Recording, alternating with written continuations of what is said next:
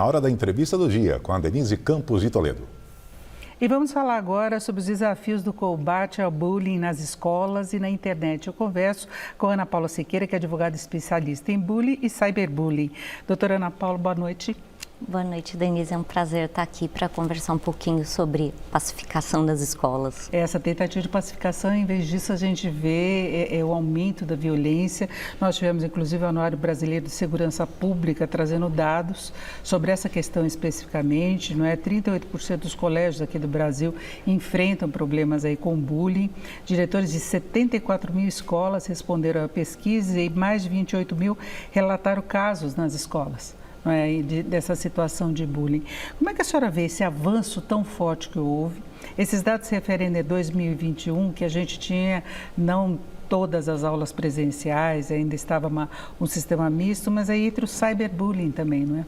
Exatamente. Então, a figura do cyberbullying hoje ela é muito mais presente para a geração Z ou ainda para a geração alfa, que são os nascidos a partir de 2010. Então, a maior parte das vezes eles tratam tudo por aqui, né? E muito dificilmente é aqui. Por isso que o número de 38% de casos de bullying ainda é considerado baixo. Por quê? Porque não existe nenhuma escola no Brasil que não tenha problema com o grupo de WhatsApp de mães e alunos. Então, pela lei do bullying, quem pode ser vítima? Alunos, professores e famílias. Quem pode ser o agressor? Alunos, professores e famílias. Então, é uma ótica jurídica muito diferente do que existe na pedagogia, que acha que é uma coisa só entre alunos, e não é para o ponto de vista legal. Em alguns casos que a gente vê que se chega numa violência extrema, de ataques mesmo, tem a vitimização daquele que foi o agressor, como se ele estivesse sofrendo as consequências. De fato, o bullying causa danos mesmo, psicológicos, que a pessoa pode, durante um longo período, guardar aquilo com ela e, de repente, vai essa violência. Agora, o porquê desse crescente? É reflexo da sociedade, é reflexo de um posicionamento diferente dos pais, das escolas? Acredito que isso é um reflexo também de uma sociedade do hate, da lacração, que isso nós vemos e vamos ver ainda bastante nas redes sociais, que é aquela necessidade de ter a última palavra, de dizer algo para fazer aquele famoso X, deu certo, né? GG, consegui. Então, existe ainda uma necessidade dessa, de absolutamente tudo feito para virar ou um meme ou uma figurinha. Então, e essa superexposição acaba sendo glamorizada. Então, o hater, né, em qualquer área, ele acaba até sendo glamorizado, porque até quando você escuta diversos influenciadores falando, eles falam: puxa, a maior parte dos meus espectadores, ele é muito legal, mas tem os 1, 2, 3. Então, veja, até nisso as pessoas dão uma ótica, colocam um olhar mais focado no hate do que no próprio elogio. Então, e toda a sociedade vai adoecendo, né? Então, esse é um estudo que eu já estou fazendo no meu doutorado em bullying, justamente para que a gente coloque formas de sair dessa cultura de violência para entrar numa cultura de paz. Agora, cada vez que tem um ataque nas escolas e que se associa a cyberbullying, ao bullying mesmo, a determinadas situações que a pessoa viveu, se toma medidas de imediato, aumentar o policiamento, ter um rigor maior, não entrar com armas. Esse seria um caminho? Qual que seria o caminho inicial para se tentar coibir, inibir mesmo esse problema?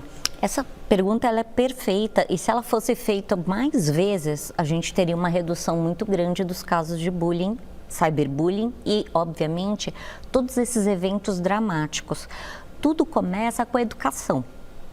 Então, quando desde a tenra idade você começa a explicar para essas crianças que são nativos digitais, eles vão para a escola com o celular. Eles já nasceram num mundo que tem internet. Para eles tudo é absolutamente normal. A internet é tão normal para eles como a energia elétrica é para a nossa geração. Então, todas as vezes que você começa a explicar isso, teve uma lei federal que foi aprovada, né, mudando a Lei de Diretrizes e Bases da Educação, que é a 14533, foi aprovada dia 11 de janeiro de 2023, justamente obrigando as escolas a colocar essa cultura de educação digital, que não é a mesma coisa, que inclusão digital, que não é a mesma coisa que capacitação digital.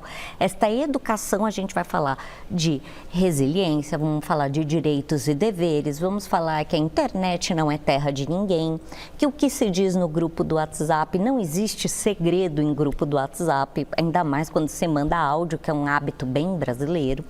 Então, todas as vezes que nós começamos a colocar, imagina que bacana que não ia ser um professor de matemática, de história, de geografia, de ciências, colocando essas questões, até os próprios reflexos, e colocando isso coisas práticas, coisas que a própria criança e o próprio adolescente... Na formação mesmo do aluno se discutir isso aí em Exatamente. escola, pedagogicamente, mostrando para eles os danos que tem. Mas tem o problema da família também, né? Da participação da família, do que se aprende em casa. Exatamente. E a lei ela é bem clara que toda forma de cultura de paz, né, que até está na Lei de Diretrizes e Bases da Educação, artigo 12, inciso 9 e 10, tem que atingir as famílias. Porque se não atinge as famílias, é um discurso estéril. Você só vai atingir a criança que, obviamente, chega em casa, tem um outro comportamento, que vê na rua um outro comportamento. Então, para que você tenha a pacificação em massa, você precisa chegar nesse núcleo familiar. Então, tem que realmente, não consigo trazer os pais, né? Porque muitas vezes o pessoal, né, trabalha muito, né, principalmente, né, na classe D, E, né, como é que eu vou, já estou tão cansado, então peraí, a gente tem toda uma parte tecnológica, por que a gente não disponibiliza vídeos educativos para esse pai acessar, para essa mãe acessar, quando ela Mas puder. entra também na formação do caráter da criança, não é? Exatamente. Que é o respeito que se tem quando você está conversando pessoalmente com uma pessoa e o tratamento que você dá através de rede social. Eu acho que faz parte da formação de caráter. Não, e essa formação de caráter, ela é essencial e muitas vezes as famílias acabam trazendo um resquício antigo, que era o pai falava, se sofreu bullying na escola, apanha de mim, e vai apanhar na escola e de mim. Imagina, essa cultura de agressão, de violência, ela permanece. Então, quando nós começamos a tratar com essas crianças que você não pode fazer justiça com as próprias mãos, que isso é crime, e aí ela começa a verificar, peraí, então não é mais olho por olho, dente por dente, então como é que isso vai funcionar? E você começa a trazer uma reflexão até para a própria família. Agora, tem a primeira pós-graduação do Brasil em cyberbullying, chegamos a esse ponto. Esse qual é o objetivo, qual que é o público-alvo? Cyberbullying e compliance escolar, né? Porque muitas vezes as pessoas acham que compliance é só anticorrupção, não é isso, né? Do inglês é to comply, estar de acordo com a lei. Então temos lei do bullying, temos lei geral de proteção de dados, temos Constituição Federal, Código Civil, Código Penal, Código do Consumidor, isso envolvendo escolas públicas, privadas, e o foco mesmo é que a gente possa trazer o direito de uma forma simples para o educador. Porque, assim, a gente sabe que a linguagem é rebuscada, que você pega a lei e não entende nada, então a ideia é fazer uma pós-graduação com uma tecla SAP para o professor poder aplicar a lei no cotidiano dele de uma forma simples. É acompanhar essa evolução, né?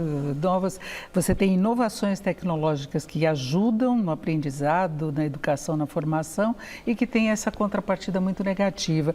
Agora, a lei das fake news, se aprovada, pode ajudar em alguma medida?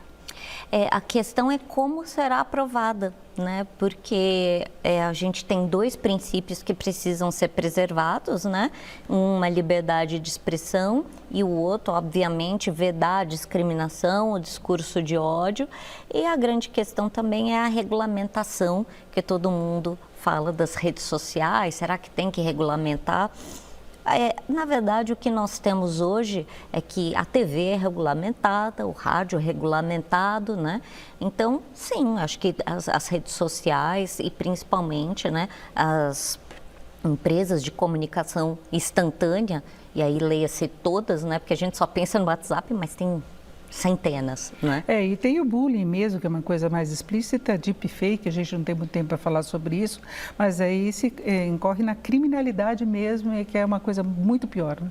Exatamente. E nós temos até essas notícias falsas que se tornam bullying. Então, muitas vezes a gente já atendeu casos de, por exemplo, meninas falam, tá grávida. E aí solta isso no grupo do WhatsApp. Pronto, acabam com a vida daquela menina, falam tudo. Nem aconteceu nada. Às vezes a menina era virgem e... Bom, enfim, ainda se ela estivesse grávida, quem teria o direito de falar o quê?